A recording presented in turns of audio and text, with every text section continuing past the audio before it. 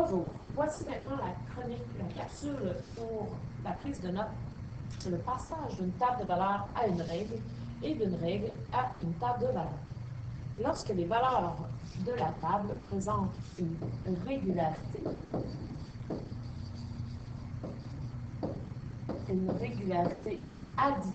additive qui signifie qu'on additionne ou qu'on soustrait toujours la même valeur pour passer d'un terme à l'autre, on peut déterminer la règle sous la forme y est égal à ax plus b, où x représente la variable indépendante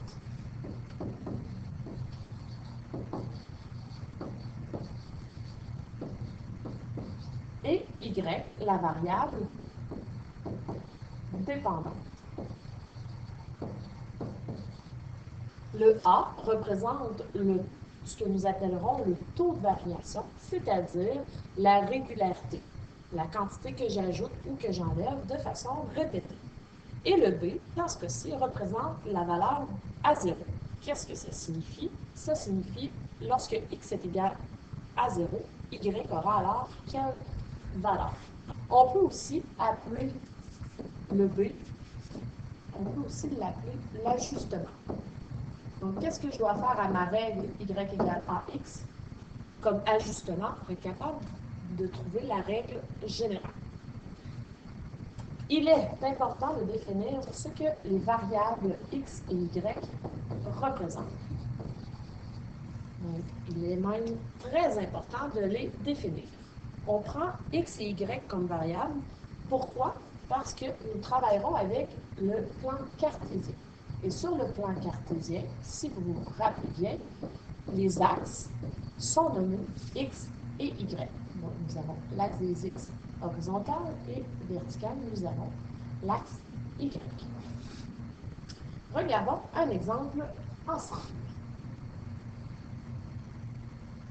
Dans l'exemple suivant, on dit « Un chauffeur de taxi demande un montant fixe de 3,25 $ par course plus 1,25 $ par kilomètre parcouru. » Donc, dans cet exemple-ci, en mots, ce qu'on me dit, c'est que le montant fixe, donc au départ, je n'ai pas encore parcouru de kilomètres avec le taxi.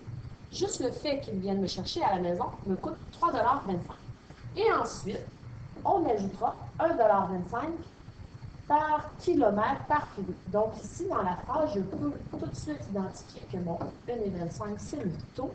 Et le montant fixe, le montant de départ, c'est ce que nous appellerons la valeur à 0. Maintenant, ce que nous voulons faire pour déterminer la règle, on a ici notre table de valeurs. Je vous rappelle que la première ligne représente les coordonnées en x et la deuxième en y. En x, nous retrouvons la distance parcourue en kilomètres et en y, le prix de la course en argent, bien sûr. Pour trouver le taux de variation, souvent, ce que nous, on faisait, c'est de dire, pour passer du premier kilomètre au deuxième, qu'est-ce qu'on a fait? On ajoutait 1,25 $. Pour passer du deuxième au troisième, on ajoutait 1,25 $. Donc, on disait que notre régularité était de 1,25 $. Ce que nous pouvons faire et ce que nous ferons pour être capable de généraliser le taux, nous allons choisir deux coûts. Je peux prendre n'importe quel dans ma table de valeurs. Je ne suis pas obligée d'en prendre deux consécutifs. Je vous rappelle qu'ici, en haut, le 1, comme c'est mon premier point, je vais le nommer x1, y1. Et en vert, x2, y2.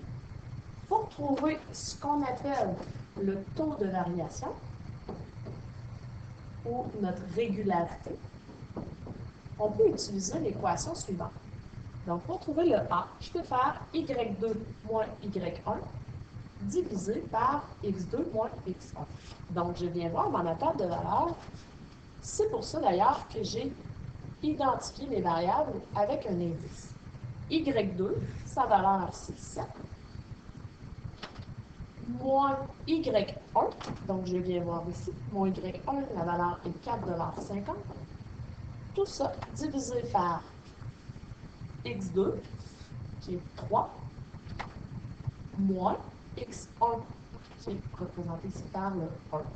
Donc, si je fais 7,50 7 moins 4,50 divisé par 3 moins 1, donc ça me donnera 2,50 divisé par 2. Donc, notre A sera égal à 1,25 $. Donc, notre équation, notre règle, sera de la forme y est égal à AX plus B. Mon A, je viens de déterminer que c'était 1,25 $. Le X et le Y restent là. Je vais aller vérifier, est-ce que j'ai besoin d'un ajustement ou d'une valeur à 0? Si je regarde dans la situation ici, je peux tout de suite dire que le B, c'est 3,25 $. Pourquoi? Parce que dans mon tableau, dans ma table de valeur juste ici, quand mon X est égal à 0, mon Y est égal à 3,25 $. Donc, ça veut dire que le B, dans notre équation ici, sera 3,25. Je peux, bien sûr, faire une validation. C'est-à-dire, je prends un couple, exemple que je prends le couple 1, 4,5. Alors, je vais aller vérifier. Quand mon Y est égal à 4,5, mon X, je le remplace par 1. Alors, si je regarde, est-ce que 1,25 plus 4,25, excusez, est-ce que 1,25 plus 3,25 est égal à 4,50? Oui. Alors, mon équation, c'est la bonne. Si nous reprenons l'exemple des cure-dents, on va partir de notre table de valeur et on va aller trouver la règle. Donc, ici, je vous rappelle que nos coordonnées en X représentaient le nombre de triangles et en Y, le nombre de cure-dents. Comme je viens vérifier ma régularité ici, pour passer de 3 à 5, on avait additionné 2. On avait additionné 2. Et de façon régulière, nous additionnions le 2. On avait aussi conclu que ça, c'était notre régularité. Ce qui veut dire qu'ici, je vais prendre 2 points au hasard. Je pourrais prendre celui-ci, donc le couple 1, 3. Puis, je pourrais prendre celui-ci, le couple 3, 7. Donc, x1, y1, ici, x2, y2. Si je veux trouver le taux de variation, donc le A que je mettrai dans mon équation, y est égal à A x plus b, y2 moins y1. Donc, mon y2 ici, 7, moins le y1, 3. Tout ça divisé par x2, 3, moins x1, qui est 1. Nous obtiendrons alors 4 divisé par 2. Donc, notre taux de variation sera égal à 2. Dans ma règle ici, je peux même tout de suite changer le A par la valeur que j'ai trouvée, c'est-à-dire 2x, et je vais aller voir pour trouver le B. Dans ce cas-ci, pour trouver le B, je pourrais dire, OK, je pars de mon Y est égal à 2x, et je vais remplacer mon Y et mon X par des coordonnées. C'est-à-dire, quand mon X est égal à 3, quand mon Y est égal à 3, mon X est égal à 1, est-ce que 3 est égal à 2 fois 1? Bien sûr que non.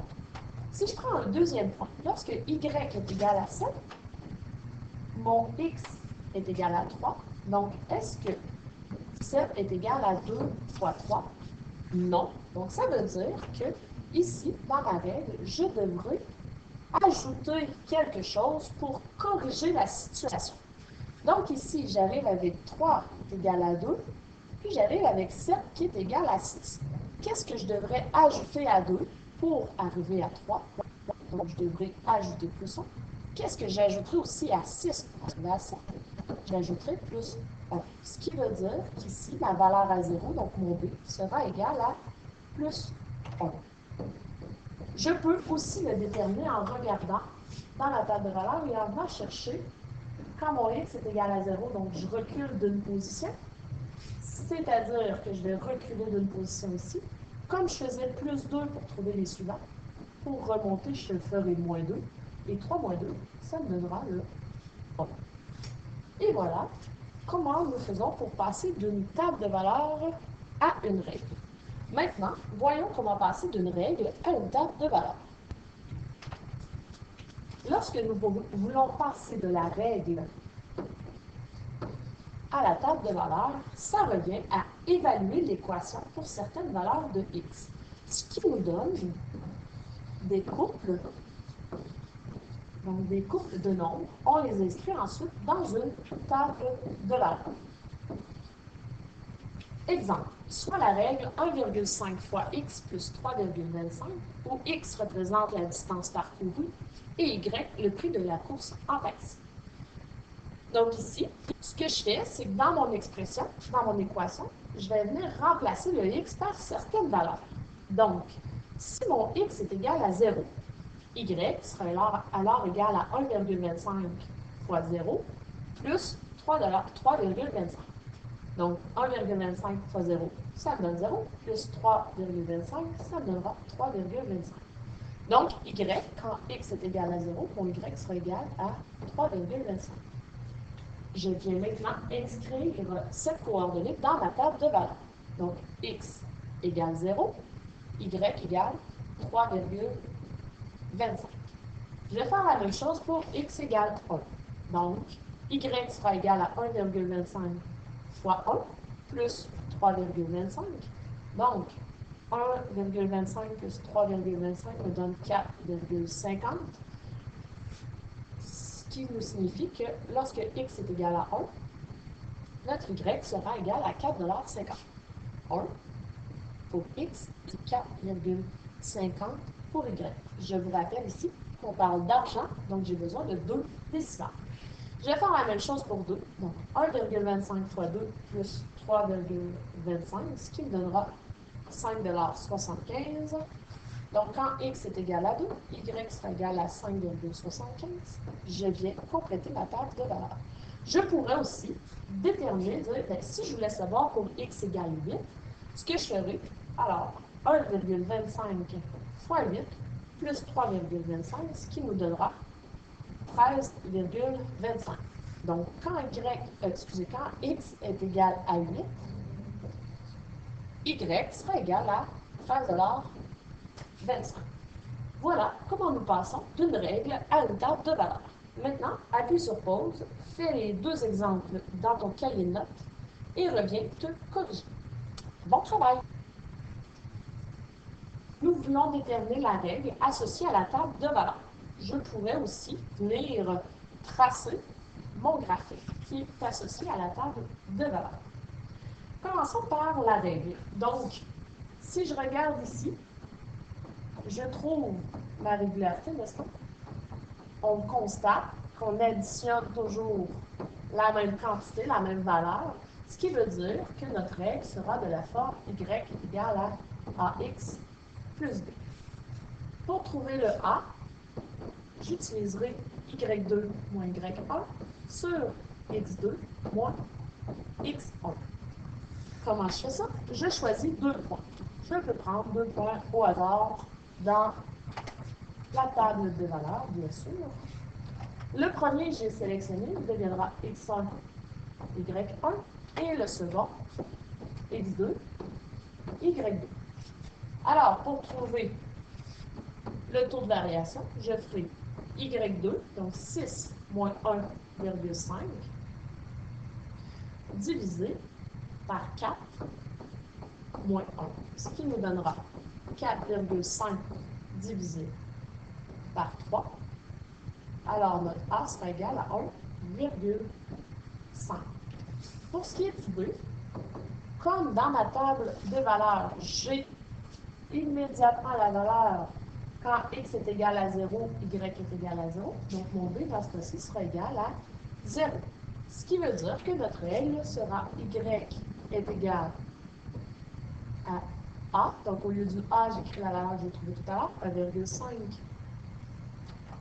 x, pardon, 1,5x plus b. Comme mon b est égal à 0, je peux tout simplement ne rien écrire.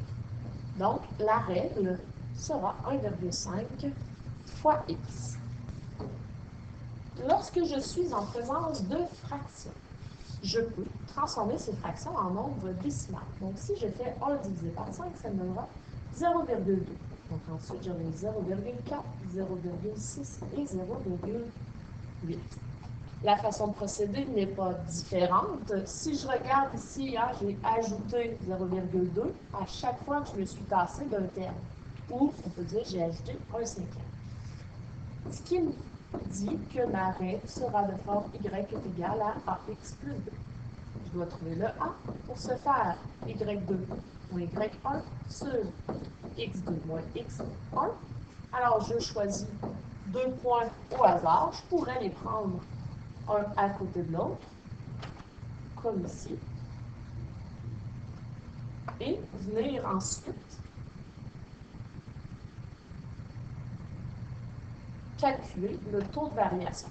Ici, il faut faire attention. J'ai dit qu'on faisait plus 0,2, mais il faudra penser que c'est quand nous changeons, quand nous passons de 5 rangs. Alors, c'est normal si on arrive à un A différent. Allons-y. Donc, Y2 moins Y1, c'est-à-dire 0,8 moins 0,6 divisé par 20 moins 5, ce qui nous donnera ici 0,2 divisé par 15. Ce qui me donne un taux de variation égal à 0,013 périodique ou en fraction 1 sur 75. Pour ce qui est du B, encore une fois, si je regarde dans la table de valeurs juste ici, quand x égale 0, y est égal à 0.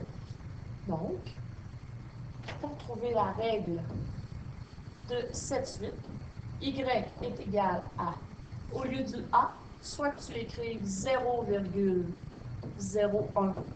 périodique fois x, ou tu pourrais aussi écrire y est égal à 1 sur 75 x, y est égal à x sur 75. Et voilà pour le numéro C. Maintenant, partir de la règle et compléter la table de valeurs, ce qui signifie évaluer y lorsqu'on connaît la valeur de x. C'est-à-dire ici, je connais mes valeurs de x. Donc, dans mon équation y, je ne le connais pas. 2 ne bouge pas de là. Fois, donc je viens évaluer pour x égale 0. Donc, 2 fois 0 plus 1, ce qui me donnera ici 1. Donc, la valeur de y dans la table de valeurs sera de 1.